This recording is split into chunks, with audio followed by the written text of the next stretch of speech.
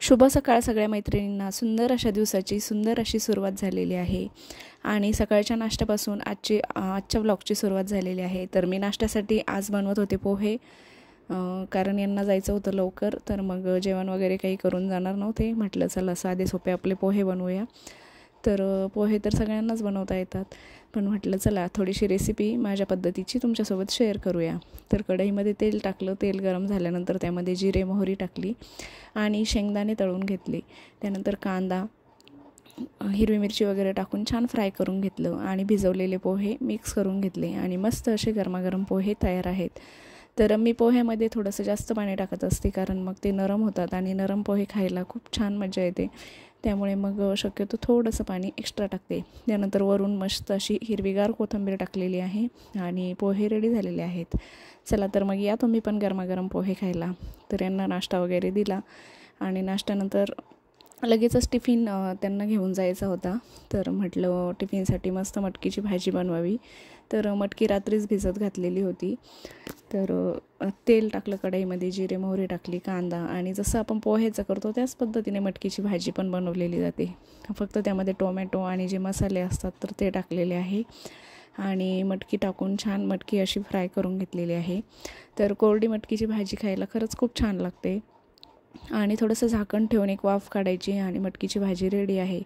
तर टिफिन वगैरे यांना भरून देते आणि बाकीचं जे दिवसभराचं माझं रुटीन आहे ते तुमच्यासोबत शेअर करण्याचा प्रयत्न करते. तर त्यानंतर सगळ्यांना चहा घ्यायचा होता. चहा ठेवला. नाश्त्यानंतर सगळ्यांनी चहा वगैरे घेतला आणि आता जे बाकीचे कामं आहेत ते दिवसभर चालतच राहतील. थोडंसं आज मुलांना बाहेर पण घेऊन जायचं आहे. तर आज संध्याकाळी हे थोडेसे लवकर घरी आलेले होते. मग मुलांना थोडंसं फिरून आणायचं होतं. तर इथेच आमच्या इथे छोटंसं एक गार्डन आहे.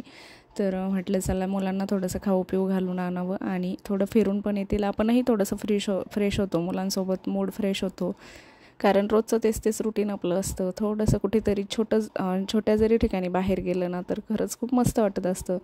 तर इथे पावभाजी, भेळ, रगडा हे असे सगळे जे पदार्थ आहेत ते खूप छान भेटतात. तर मुलांना खायची होती पावभाजी.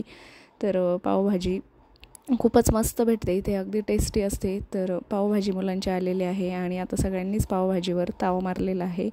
शर्वी बेबी बघू शकता, मुलांना एरवी घरी जर तिला जेवायचं असेल तर खूप कंटाळा करते, अजिबात खात नाही. तिच्या मागे फिरून सगळं खाऊ घालावं लागतं.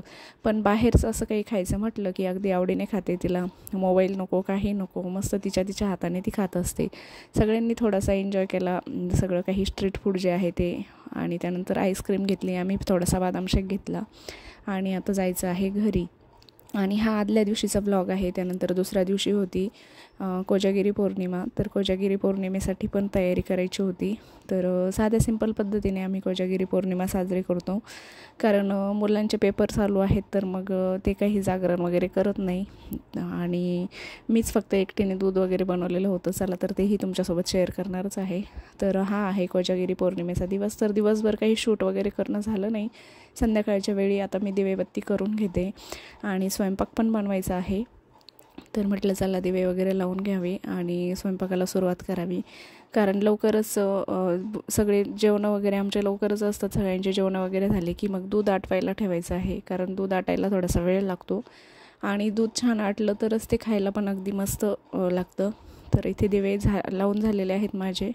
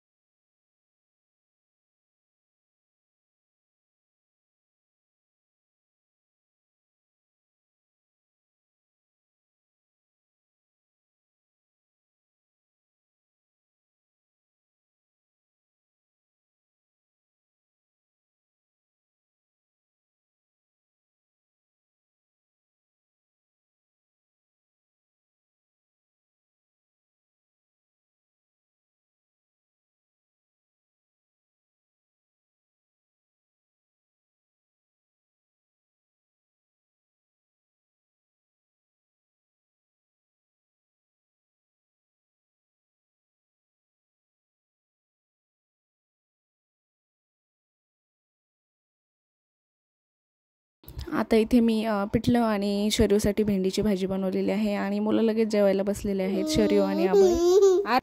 आणि आता यांचे जेवण वगैरे झाले तर ते थोडा वेळ खेळतात, अभय थोडा वेळ अभ्यास करतो आणि मग लगेच झोपून जातात. तर माझं लवकर स्वयंपाक वगैरे आज आवरलेलं होतं आणि दूध मी तापवायला ठेवलेलं होतं आणि माझ्याकडे वेळ होता, तर म्हटलं चला आज असंही जागरण करायचंच आहे. तर कपाट खूपच अस्ताव्यस्त झालेलं होतं, म्हटलं चला थोडंसं कपाट आवरून घेऊया, कारण आता दिवाळी पण आलेली आहे आणि सगळं काही अस्ताव्यस्त झालेलं असतं. ज्यावेळेस सण वगैरे असतात सगळ्या साड्या ते आपण काढून ठेवतो आणि त्यानंतर लावायला थोडंसं मग कठीण जातं, म्हणजे मग कंटाळा येतो, तर मग तसंच ते राहून जातं आणि असंही जागरण करायचंच आहे. तर आता म्हटलं चला कपाटच आवरून घेते. तर ज्या काही साड्या आहेत तर त्यांच्या परत एकदा मी घड्या घालून घेतलेल्या आहेत आणि खरंच ना आपल्या ज्यावेळेस आपण कपाट उघडतो आणि साड्या बघतो ना, तर त्या बघूनच एवढं टेन्शन येतं की ह्या कधी घालणं होतील आणि कधीच याचा वापर होऊन जाईल. तर आपल्या सगळ्याच मैत्रिणींचं असं असेल की कुठेही बाहेर गेलं, साडी आवडली तर आपण लगेच घेऊन टाकतो आणि आपल्याला त्याची घालण्याची म्हणजे घालणं होतच नाही बऱ्याचदा. आता कसं आपण दिवसभरात तर गाऊनवरच असतो किंवा ड्रेसवर असतो आणि कधीतरी कुठेतरी मग साडी घालायचं म्हटलं का एवढं कम्फर्ट वाटत नाही, पण मग कधी कधी खरंच साडीची पण सवय पाहिजे, त्यावेळेसच आपल्याला कम्फर्ट वाटतं. तर मग मी पण म्हटलं आता चला दिवाळी जवळ आलेली आहे तर आता थोड्याशा साड्या वरती काढाव्या आणि साड्याच घालायला सुरुवात करावी थोडीफार.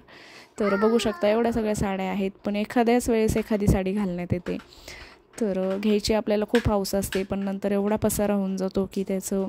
तर मी तर आता बऱ्यापैकी ड्रेस पण साड्यांचे शिवून घ्यायचं ठरवलेलं आहे. तर मी कसे शिवते आणि कुठून शिवते तर तेही मी तुमच्यासोबत शेअर करेल. माझं कपाट आवरणं चालू होतं आणि शरूचा पण इथे चालू आहे अभ्यास. तर अभय अभ्यासाला बसला की तिला पण वही पेन पाहिजे असतं आणि ती पण मस्त काहीतरी चित्र वगैरे काढत बसते.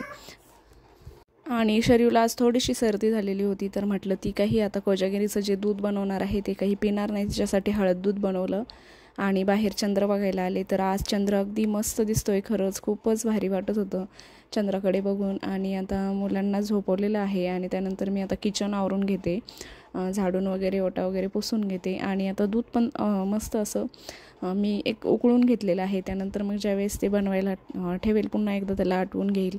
म्हटलं जास्त पण घट्ट व्हायला नको, म्हणून मी मध्ये थोडासा गॅस बंद केला आणि म्हटलं चला आता किचन आवरून घ्यावं आणि नंतर पुन्हा एकदा, कारण आज दूध पिण्यासाठी कोणी जागलेलं पण नव्हतं, कारण सगळेच थकलेले होते. तर लवकरच झोपले, फक्त मी एकटीच दूध बनवणार होते आणि मग ते दूध फ्रीजमध्ये ठेवेल आणि सकाळी मुलं घेतील. तर आता ओटा वगैरे स्वच्छ करून ठेवते. मी रात्रीच सगळं काही आवरून ठेवत असते, किती जरी लेट झालं तरी आणि कितीही कंटाळा आला तरी मी 15 मिनिट का होईना वेळ देते आणि भांडे वगैरे कधीच तसे ठेवत नाही. कारण काय होतं सकाळी मग टिफिनची वगैरे गडबड असते आणि सगळं अस्ताव्यस्त किचन जर असेल तर मग काहीच सुधरत नाही, कुठून सुरुवात करावी आणि काय करावं हे काहीच कळत नाही. त्यामुळे मग शक्यतो किती जरी कंटाळा आला तरी पण सगळं किचन वगैरे आवरून ठेवलं की आपल्याला सकाळी उठल्यानंतर फ्रेश वाटतं आणि सगळी कामं करायलाही छान वाटतं. तर त्यामुळे मग मी शक्यतो बघू शकता तुम्ही खूप मोठे भांडे वगैरे पडलेले होते, पण तरीसुद्धा म्हटलं नको, हे ठेवायलाच नको. आणि त्याने काय होतं जास्त जर भांडे खरकटे वगैरे किचनमध्ये ठेवले तर मग झुरळ वगैरे आपल्या किचनमध्ये लवकर होतात. त्यामुळे मग शक्यतो उशीर जरी झाला तरी सगळं भांडी वगैरे घासूनच घ्यायची.